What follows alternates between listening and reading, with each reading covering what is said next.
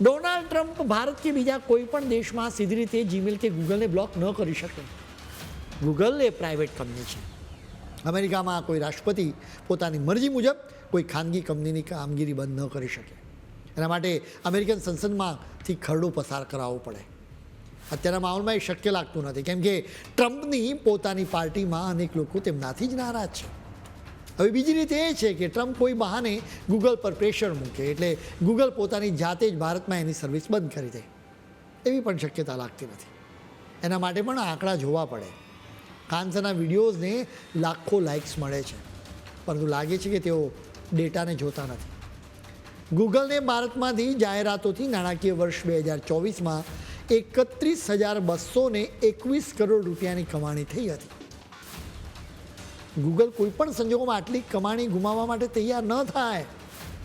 એટલે કે ખાનસર ખોટી રીતે ભારતીયોને ડરાવી રહ્યા છે. ખાનસરે કહ્યું કે ગૂગલ જીમેલ સર્વિસ બંધ કરી દે તો પણ તમે ડિજિટલ વર્લ્ડથી ડિસ્કનેક્ટ થઈ જશો. એ વાત પણ સાવ ખોટી છે. જો જીમેલ બંધ થઈ જાય તો તમે માત્ર ગૂગલની જ મેલ સર્વિસનો ઉપયોગ નહીં કરી શકો. તમે બીજી સર્વિસીસનો તો ઉપયોગ કરી શકો છો. જીમેલ બંધ થઈ જાય તો યાહૂ મેલ અને માઇક્રોસોફ્ટ આઉટલુકનો પણ ઉપયોગ કરી શકાય છે.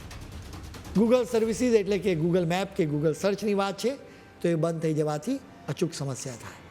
જો કે ખાનસરની વાત ખોટી છે કે પ્લે સ્ટોર વિના લોકો યુપીઆઈ સર્વિસ અને ભીમ જેવી એપ્સનો ઉપયોગ નહીં કરી શકે.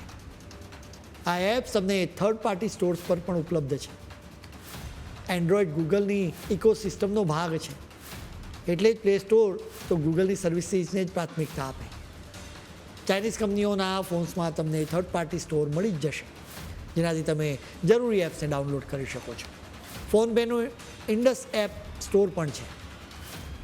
આ સ્ટોર અત્યારે બીટા વર્ઝનમાં છે, પરંતુ તમે એને ડાઉનલોડ કરી શકો છો. આપણે ચીનનું જ ઉદાહરણ જોવું જોઈએ. આ દેશમાં ગૂગલની સર્વિસીસ નથી મળતી, એમ છતાં ચીનના લોકો ઇન્ટરનેટથી લઈને ટેલિકોમ સુધી તમામ પ્રકારની સર્વિસનો લાભ લે છે. જો ગૂગલ બંધ થવાનું જ નથી, પરંતુ માની લો કે બંધ થઈ ગયું, ટ્રમ્પનું મગજ ફરી ગયું, તેમણે પોતાની તાકાતનો ખરાબ ઉપયોગ કરીને ગૂગલ બંધ કરાવી દીધું, તો પણ વાંધો નહીં આવે. ભારતમાંથી એનો વિકલ્પ તમને મળી જશે.